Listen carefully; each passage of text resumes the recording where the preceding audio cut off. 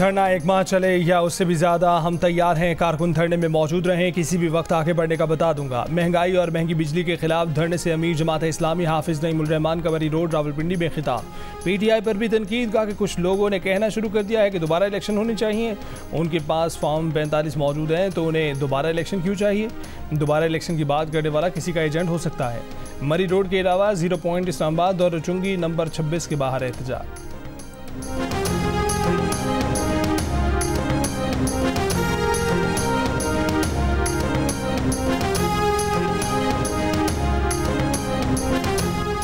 Islamabad high court ने PTI की 26 जुलाई को इस्लामाबाद में एहतजाज की इजाज़त के लिए दायर दरख्वास्त हिदायत के साथ निपटा दी। कहा कि इंतज़ामिया कानून और अदालती ऑब्जर्वेशन को मद्देनजर रखकर 29 जुलाई को F9 पार्क या किसी मुनासिब जगह पर एहतजाज की दरख्वास्त का फैसला करे।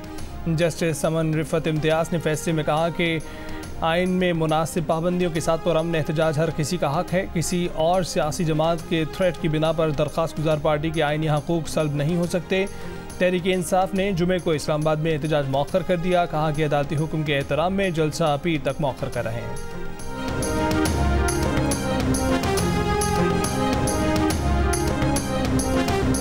पेरिस के मशहूर दरियाए सीन पर रंगारंग इफ्तिताही तकरीब से ओलंपिक्स का बाकायदा आगाज। पेरिस ओलंपिक्स की मशल रोशन कर दी गई। मशहूर गुलकारा लेडी गागा और फिल्म टाइटैनिक का मरकजी गीत गाने वाली गुलकारा सिलीन डियोन ने आवाज़ का जादू जगाया। 3000 के करीब फनकारों की तकरीब में परफॉर्मेंस। पाकिस्तानी दस्ते की 4 मुल्कों के दस्तों के साथ कश्ती में आमद। तारीख के सबसे ज़्यादा हाई रिस्क करार दिए जाने वाले गेम्स की सिक्योरिटी के लिए गैर मामूली इंतजाम।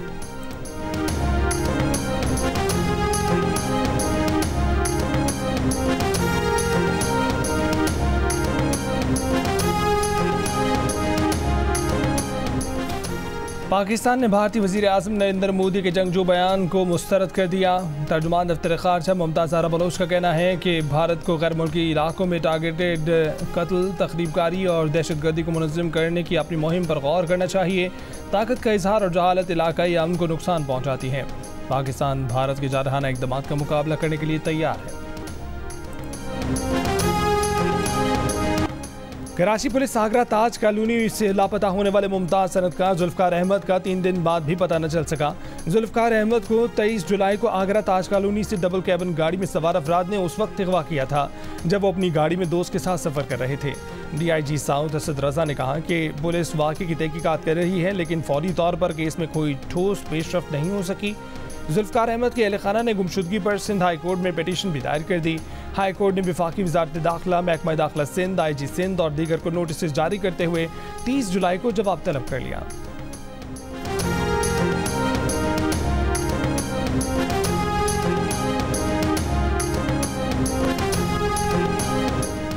बानी PTI और बुशरा बीबी के वकील नहीं पहुंचे। अदालत ने इंतजार के बाद 190 मिलियन पाउंड रेफरेंस की समाअत मुलतवी कर दी। अडयाला जेल में हुई समाअत में बानी PTI और बुशरा बीबी को पेश किया गया। एहतसाब अदालत के जज ने रिमार्क्स दिए कि 2 मरतबा केस कॉल किया गया, फिर भी वकला गैर हाजिर थे। मजीद समाअत 30 जुलाई को होगी। अडयाला जेल के बाहर बानी PTI के वकील नईम पंजोथा ने कहा कि जिस तरह समाअत मुलतवी कर दी गई ये बड़ा अजीब है।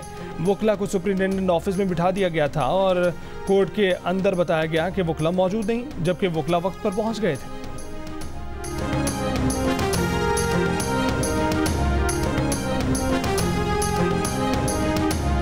इस्लामाबाद हाई कोर्ट में इलेक्शन ट्रिब्यूनल की तब्दीली और इलेक्शन एक्ट तरमीमी ऑर्डिनेंस के खिलाफ दायर दरखास्तों पर समाअत। एडिशनल अटॉर्नी जनरल ने अपने दलाइल में कहा कि इलेक्शन कमीशन को ट्रिब्यूनल में तब्दीली के लिए मुशावरत की कोई ज़रूरत नहीं।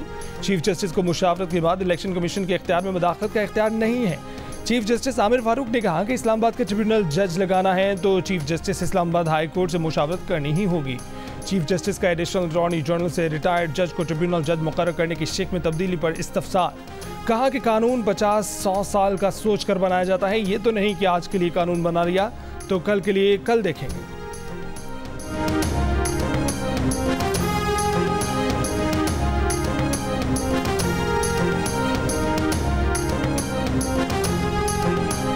एशियाई तरक्याती बैंक ने पाकिस्तान के लिए $40 करोड़ कर्ज की मंजूरी दे दी। रकम पाकिस्तान में सैलाब से मुतासर घरों, इंफ्रास्ट्रक्चर की तामीर पर खर्च होगी। मंसूबे के तहत सिंध में सेहत की बुनियादी सहूलतें बहाल की जाएंगी। एशियन डेवलपमेंट बैंक के मुताबिक 2022 में सैलाब से पाकिस्तान में 3 करोड़ 30 लाख की आबादी मुतासर हुई। अब तक मुतासरीन नाज़ी घरों में रहने पर मजबूर हैं।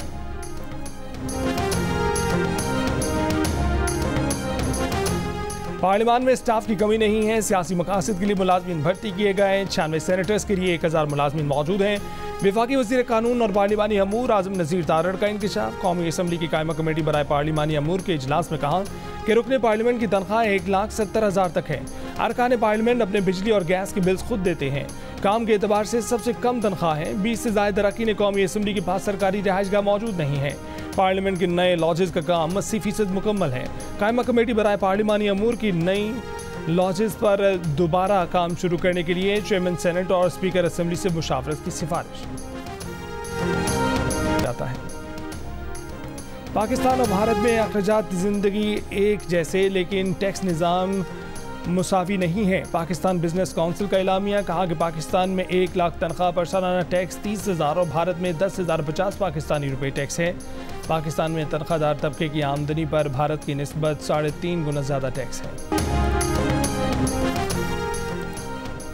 और इसराइली वज़ीर आज़म नेतन्याहू की अमेरिका के साबिक सदर और दूसरी बार सदारत के उम्मीदवार डोनाल्ड ट्रंप से मुलाकात फ्लोरिडा में ट्रंप की रिहाइशगाह पर हुई। नेतन्याहू का कहना था कि यरगमालियों की रिहाई के लिए वफ़द अगले हफ्ते रोम जाएगा। ट्रंप ने कहा है कि अमेरिका की नायब सदर और डेमोक्रेटिक सदारती उम्मीदवार कामला हैरिस का इसराइल से मुतालिक बयान तौहीन आमेज़ है। इसराइली वज़ीर आज़म से मुलाकात में कामला हैरिस ने गज़ा में अमवात पर शदीद तहफ़्फ़ुज़ात का इजहार किया था और वाज़ेह किया था कि गज़ा की सूरत हाल पर खामोश नहीं रहेंगे।